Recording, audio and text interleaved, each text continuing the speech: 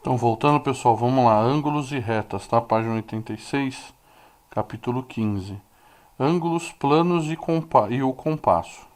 A figura abaixo mostra dois carros de mesmo peso e maior rampa em cada um consegue subir. Na sua opinião, qual dos dois carros é mais potente? Como você explicaria de maneira bem simples sua resposta? É claro que quanto mais inclinada a rampa, maior é o esforço que o carro deve fazer. Portanto, o carro da direita deve ser mais potente, né? Então, virando a página, vamos lá. Página 87 agora. Vamos agora dar uma olhadinha num relógio tradicional, com ponteiros e horas e minutos. Então ele está dando um relógio, dois relógios aqui, né? Um está marcando 1h54, 53 mais ou menos, e o outro está marcando 1h56 mais ou menos. Explica a diferença entre a figura da esquerda e a figura da direita. Os ponteiros do relógio giram em volta de um mesmo ponto. A abertura entre eles varia. Você sabe o significado dos dois dados à direita no mapa a seguir? Então ele está dando ali um mapa, né, do Brasil. Aí ele fala ali horizontal indicando a latitude da região, isso é, a posição em relação ao Equador. Quanto mais afastada, maior é o número indicado à latitude. Se você não viu isso ainda em geografia, com certeza vai ver. Demos alguns exemplos de uma coisa muito importante em sua vida, a noção de ângulo. Se você já sabe alguma coisa sobre esse assunto, agora vamos melhorar esse conhecimento. Vamos começar escolhendo um ponto A sobre a reta. Esse ponto divide a reta em duas partes, ou subconjuntos, chamados semirretas de origem A. Então ele dá para a gente uma reta aí, né? Você escolhe um ponto, ela se chama semirreta, né? Depois ele vem. Note que o único ponto comum às duas semirretas é a origem A. Qualquer outro ponto da reta original pertence a apenas uma das duas semirretas. Isso nos permite identificar as semirretas. Vamos considerar os pontos A, B e C, estando A entre B e C, na reta a seguir. Então ele já tinha traçado o A, ele colocou o B e o C entre o A, né? A semirreta de origem A contém o ponto B, é chamada de semirreta AB. Quando escrevemos, podemos representar a semirreta AB pelo símbolo A, B e uma seta, uma, uma reta, né, em cima. A flechinha vai do A para o B, para indicar que A é a origem da semirreta. A semirreta de origem A, que passa pelo ponto C, é chamada de semirreta AC, simbolicamente AC com a flechinha em cima. Duas semirretas são chamadas de semirretas opostas quando têm a mesma origem e a união delas forma uma reta. Por exemplo, as semirretas AB e AC a seguir são semirretas opostas. Imagine uma figura formada pela semirreta AB e AC de mesma origem A. Essa figura é chamada de ângulo. Para identificá-la melhor, podemos chamá-la de ângulo BAC, ou ângulo de vértice A e lados AB e AC. Como veremos adiante, há outras maneiras de representar e definir ângulos. Duas retas concorrentes formam sempre quatro ângulos. Então ele dá para a gente aqui, né, duas semirretas, né, uma semirreta ADC e outra semirreta ABE, né? Aí, virando de página, a gente está na página 88 agora, tá? Quando dois lados têm um ângulo, são semirretas opostas aos lados do outro ângulo. Dizemos que são ângulos opostos pelo vértice. Na figura anterior, podemos dizer, por exemplo, que BAC, né, no ângulo A, e DAE no ângulo E são dois ângulos opostos pelo vértice. A definição de ângulo.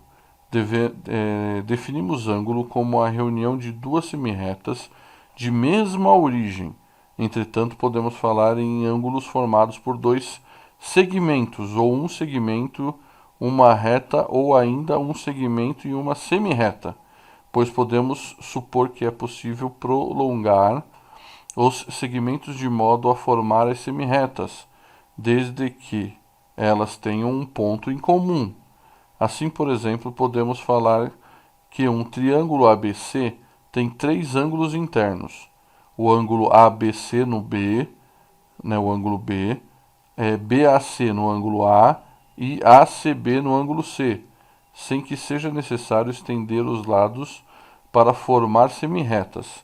Na figura abaixo, quando falamos do ângulo interno BAC do triângulo ABC, estamos pensando no ângulo formado pelos lados AB e AC, que determina uma reunião das semirretas AB e AC. Então é esse ângulo que ele está dando aqui perto do A, tá? No desenho aí, tá? Quando não houver perigo de confusão, podemos identificar os ângulos com letras do vértice, né? Então ele está dando as semirretas ali. Por exemplo, no triângulo abaixo, os ângulos internos são os ângulos P, Q e R. Observe os ângulos desenhados abaixo.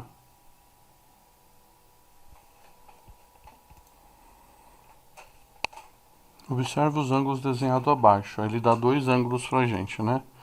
Eles são iguais ou diferentes? Explique. Observe agora os ângulos representados pelo desenho abaixo.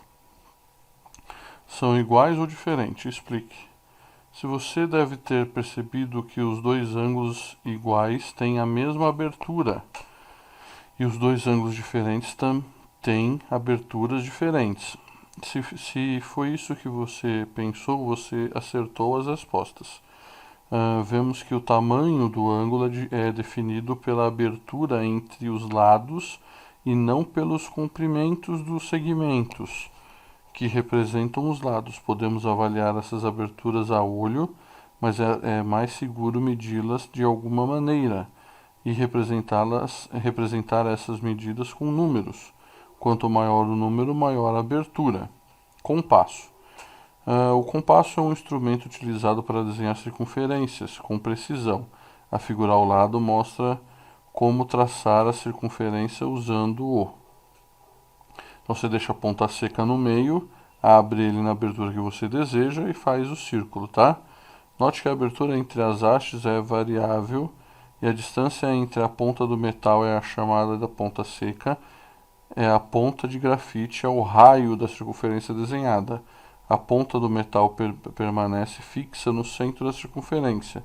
Assim, para desenhar a circunferência, precisamos saber qual é o seu centro e qual é o seu raio. Às vezes você irá encontrar a palavra diâmetro. O diâmetro de uma circunferência ou círculo é o dobro do seu raio. Cuide bem do seu compasso usando o direito. Então vamos lá.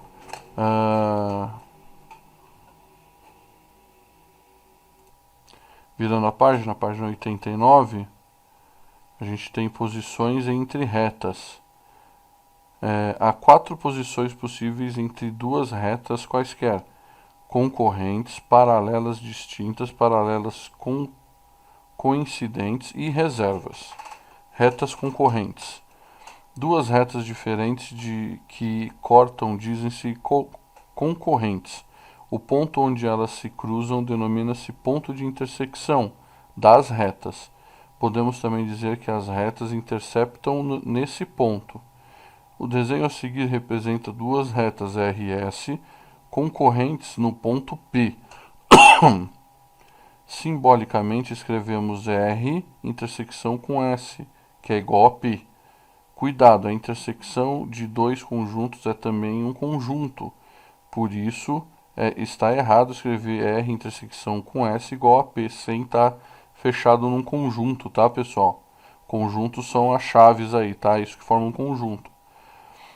Há pessoas que preferem dizer as intersectam. Como não há nada oficializado a respeito, preferimos não criar uma nova palavra. Retas paralelas. Eu vou parar o vídeo aqui, tá? Vou dar um pause e eu já volto, tá? Voltando, pessoal, eu estou lá em retas paralelas, tá? Procure no dicionário o significado da palavra paralelo e escreva o que você entendeu.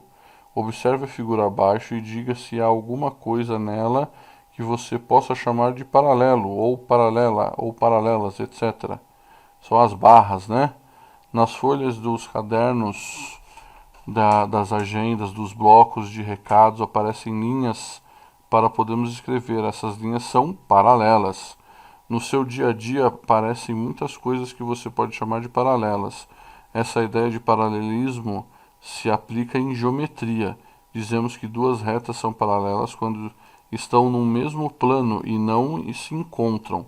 Duas retas iguais, ou seja, coincidentes, também podem ser consideradas paralelas, mas não iremos nos preocupar com esse caso. Símbolo para retas paralelas. No desenho abaixo representamos duas retas paralelas. Em símbolos dizemos que as retas R e S são paralelas, escrevendo R, aí ele coloca dois tracinhos, tá vendo? E S, ou que é a mesma coisa que S paralelo a R, tá? Essas duas barrinhas significa paralelo, tá? Podemos também dizer que duas retas no mesmo plano são paralelos ao escrever R intersecção com S é igual a vazio, porque eles não se cruzam, tá?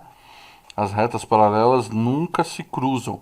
Por mais perto que elas chegam, elas nunca se cruzam, tá? Retas reservas. Dadas duas retas concorrentes ou paralelas, sempre existe algum plano contendo ambas.